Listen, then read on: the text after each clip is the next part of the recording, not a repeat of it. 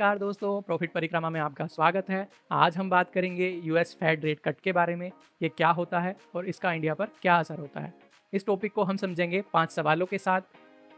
तो चलिए शुरू करते हैं और सबसे पहले समझते हैं यूएस फेड रेट कट होता क्या है। फेडरल रिजर्व अमेरिका का सेंट्रल बैंक है और जब वो बैंक इंटरेस्ट रेट्स कम करता है इसे हम फेड रेट कट कहते हैं। ये बिल्कुल वैसा ही है जैसे किसी जिम ट्रेनर ने वेट्स कम कर दिए हों वर्कआउट को थोड़ा सा ईजी करने के लिए। तो जब यूएस फेड रेट घटाता है तो वहाँ की बैंक सस्ते में लोन देती हैं, मतलब कम ईएमआई और लोगों की खर्च करने की कैपेसिटी ज़्यादा हो जाती है। अब सवाल आता है कि ये काम कैसे करता है। तो जब फेड रेट कट होता है बैंक्स कम ब्याज पर लोन देती हैं, इससे कंपनियों और लोगों के ज़्यादा पैसा उधार लेने की कैपेसिटी बढ़ जाती है, जिससे इकोनॉमी में कैश फ्लो बढ़ने लगता है। मगर क्वेश्चन ये है कि बहुत सस्ते लोन लेने की वजह से मार्केट में कभी कभी ओवरहीटिंग हो सकती है, मतलब बहुत ज़्यादा पैसे से भी प्रॉब्लम बढ़ने के चांसेस होते हैं। अब चलिए जानते हैं फेड रेट कट का इंडिया पर क्या असर पड़ सकता है।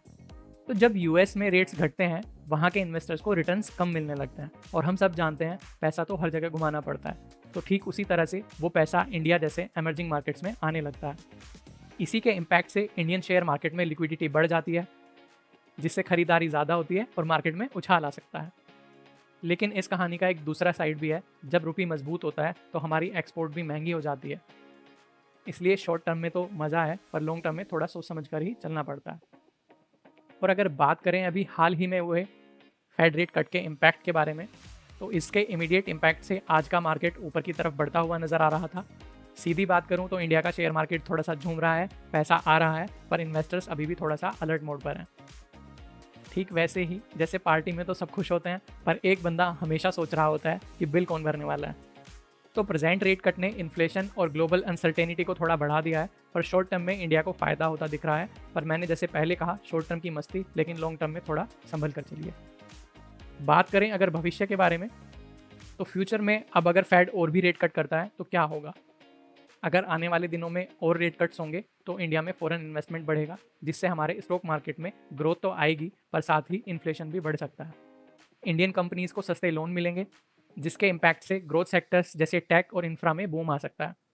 पर ध्यान रखिए, ज़्यादा तेज़ी भी कभी कभी क्रैश का रीज़न बन जाती है। तो शेयर मार्केट की मिठाई को लिमिट में खाइएगा, नहीं तो आपका पेट खराब होने के चांसेस हो जाएंगे। तो दोस्तों, ये था हमारा यूएस फेड रेट कट पे एक छोटा सा एनालिसिस।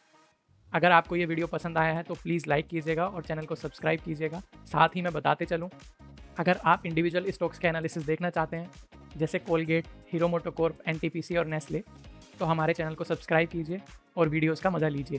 तो आज के लिए इतना ही, अगली वीडियो जल्दी लेकर आएंगे। तब तक के लिए हैप्पी इन्वेस्टिंग।